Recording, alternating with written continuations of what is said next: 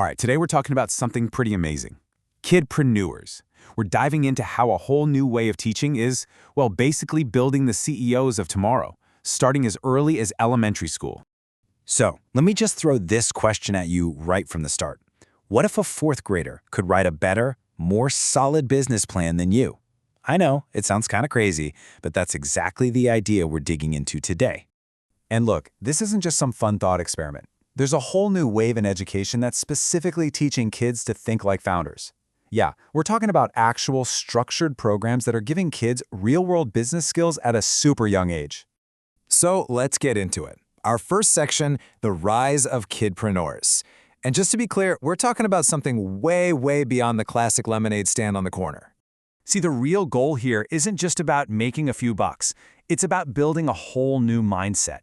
It's about teaching kids how to think. How to solve problems, think strategically, and understand money. It's a completely different way of looking at what kids can learn. So how in the world do they do it? Well, that brings us to our next part, thinking like a strategist. These kids are getting a foundational toolkit that, honestly, most execs use every single day. And a huge piece of that toolkit is something called a SWOT analysis. It's a classic for a reason. It's basically a way to get a 360-degree view of your idea by looking at its internal strengths and weaknesses and then comparing those to the external opportunities and threats out there in the world.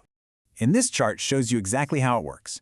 You look inside your business. What are our strengths? What are we great at? And then you have to be honest. What are our weaknesses? Where do we need to get better?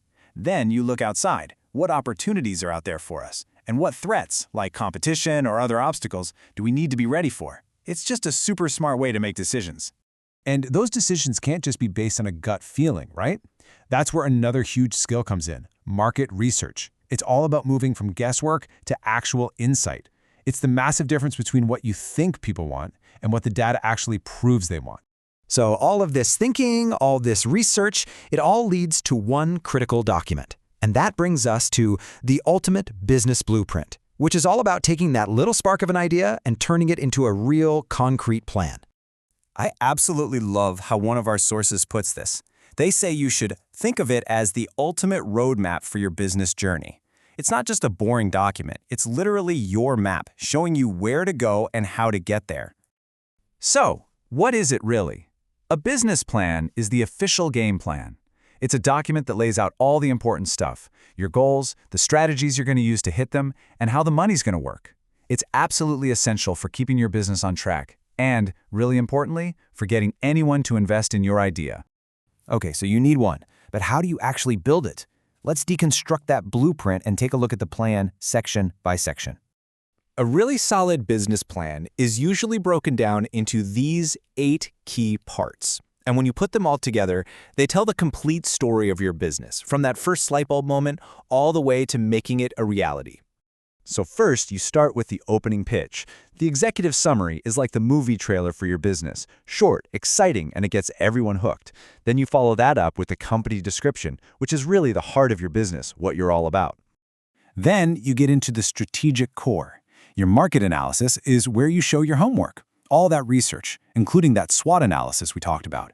And then, the organization and management part is the who's who, the dream team that's going to make it all happen. Next up is your go-to-market strategy. This service or product line section is super simple. What exactly are you selling? And the marketing and sales strategy is your playbook for how you're going to find customers and, actually make sales. And finally, it all comes down to the numbers, the financials. If you need money to get started, the funding request is where you make your case. And you back that up with your financial projections, the spreadsheets that show investors how your business is going to make money.